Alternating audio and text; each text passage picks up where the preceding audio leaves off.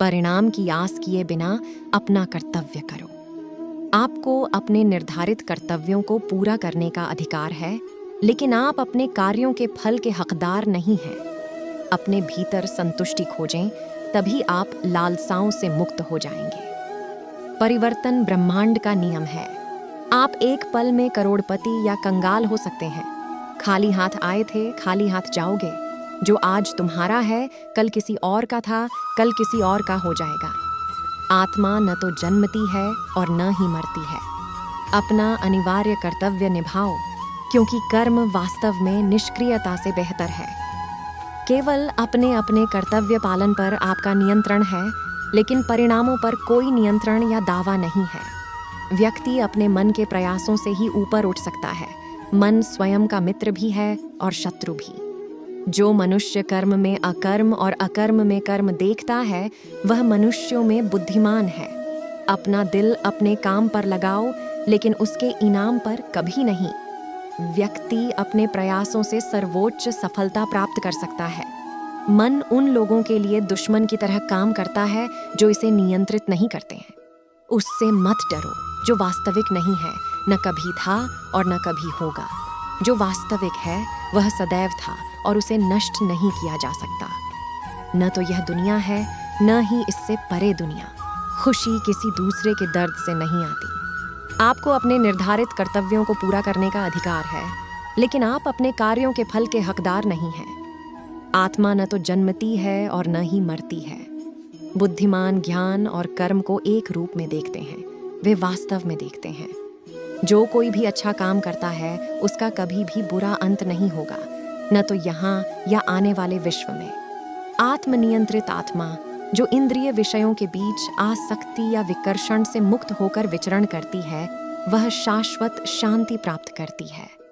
व्यक्ति अपने प्रयासों से सर्वोच्च सफलता प्राप्त कर सकता है। व्यक्ति अपने मन के प्रयासों से ही ऊपर उठ सकता है। मन स्वयं का मित्र भी है और शत्रु भी। अपना अनिवार्य कर्तव्य निभाओ, क्योंकि कर्म वास्तव में निष्क्रियता से बेहतर है। खुशी की कुंजी इच्छा में कमी है। जैसे प्रज्वलित अग्नि लकड़ी को राख कर देती है, उसी प्रकार आत्मज्ञान की अग्नि सभी कर्मों को राख कर देती है। परिवर्तन ब्रह्मांड का नियम है। आप एक पल में करोड़पति या कंगाल हो सकते हैं। खाली हाथ आए थे, खाली हाथ जाओगे। जो आज तुम्हारा है, कल किसी और का था, कल किसी और का हो जाएगा। अपने भीतर संतुष्टि खोजें, तभी आप लालसाओं से मुक्त हो जाएंगे। जो क्षमा करने की शक्ति से रहित है, वह प्रेम करने की शक्ति से रहित है। जब ध्यान में महारत हासिल हो जाती है, तो मन हवा रहित स्थान में दीपक की लौ की तरह अटल रहता है। भगवान की शक्ति हर समय आपके साथ है। मन, इंद्रियों, श्वास और भावनाओं की गतिविधियों के माध्यम से, और आपको केवल एक उपकरण के रूप में उपयोग करके लगातार सभी कार्य कर रही है। केवल अपने अपने कर्तव्य पालन पर आपका नियंत्रण है, लेकिन परिणामों पर कोई नियंत्रण या दावा नहीं है। व्यक्ति अपने मन के प्रयासों से ही ऊपर उठ सकता है। मन स्वयं का मित्र भी है और शत्रु भी। आपको काम करने का अधिकार है, लेकिन काम के फल का कभी नहीं।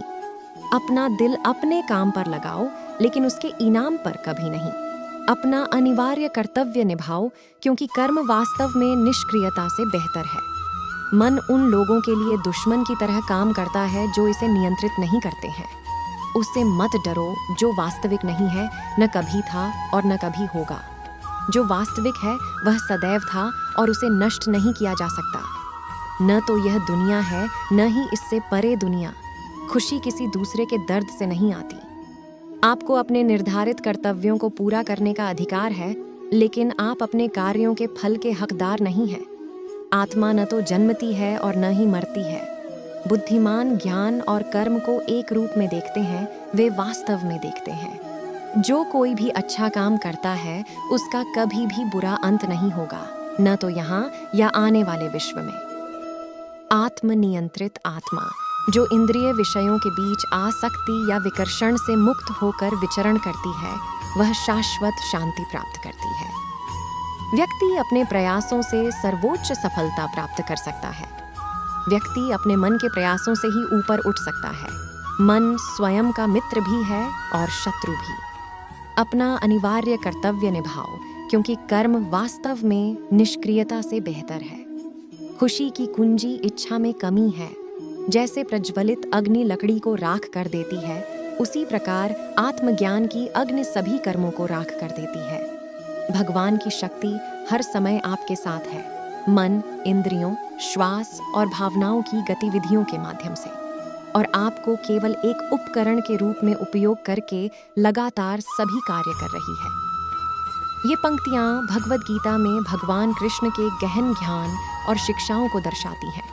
वे एक उद्देश्यपूर्ण और आध्यात्मिक रूप से समृद्ध जीवन जीने के लिए बहुमूल्य अंतर्दृष्टि प्रदान करते हैं।